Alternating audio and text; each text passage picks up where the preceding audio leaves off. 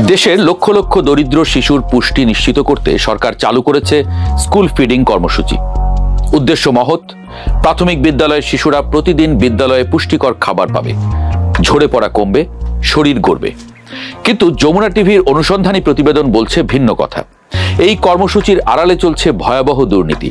সস্তা আর নিম্নমানের খাবার সরবরাহ করে প্রতি সপ্তাহে লুট হচ্ছে 17 কোটি টাকা।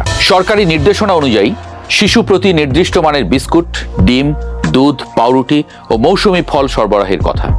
প্রতিটি বিস্কুট 75 গ্রাম, ডিম 60 গ্রাম, দুধ 200 গ্রাম। এভাবে ওজন ও মান নির্ধারিত। কিন্তু সরেজমিনে দেখা গেছে নির্ধারিত মানের ধারে কাছেও নেই সরবরাহকৃত খাবার। ঠিকাদাররা বাজারের সবচেয়ে সস্তা উপকরণ সরবরাহ করে সরকারি বরাদ্দের পুরো অর্থ নিজেদের পকেটে ভরছেন।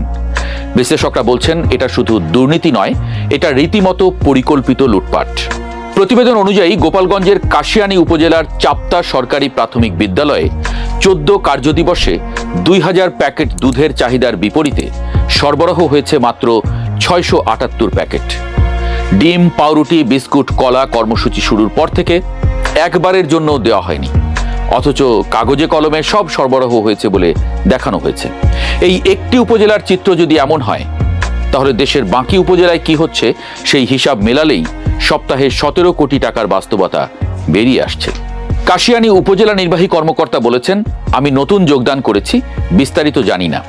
এটাই বাংলাদেশের প্রশাসনিক জবাবদিহিতার আয়না। দায়িত্বশীল কর্মকর্তা কিছু জানেন না, ঠিকাদার সব জানেন এবং সুযোগটা কাজে লাগান। যে কর্মকর্তাদের মনিটরিং করার কথা তারা হয় জানতেন এবং চুপ ছিলেন, অথবা জানতেন এবং ভাগ পাচ্ছিলেন। এমনটাই অভিযোগ সংশ্লিষ্টদের। এই প্রকল্পের লক্ষ্য ছিল শিশুর পুষ্টি নিশ্চিত করে তাকে স্কুলমুখী রাখা। সেই প্রকল্পই পরিণত হয়েছে একটি সংগঠিত লুটপাটের হাতিয়ারে। শিশু পাচ্ছে ভেজাল বা অপর্যাপ্ত খাবার, আর রাষ্ট্রের কোষাগার থেকে বেরিয়ে যাচ্ছে কোটি কোটি টাকা। যে টাকায় একটা শিশু সুস্থ হয়ে বেড়ে উঠত, সেই টাকায় একজন ঠিকাদার নতুন গাড়ি কিনছেন। এখন শিশুর মুখ থেকে খাবার কেড়ে নিয়ে ব্যাংক ব্যালেন্স বাড়ানো মানুষগুলোর জন্য আইনের হাত কতটা লম্বা, সেটাই এখন দেখার বিষয়।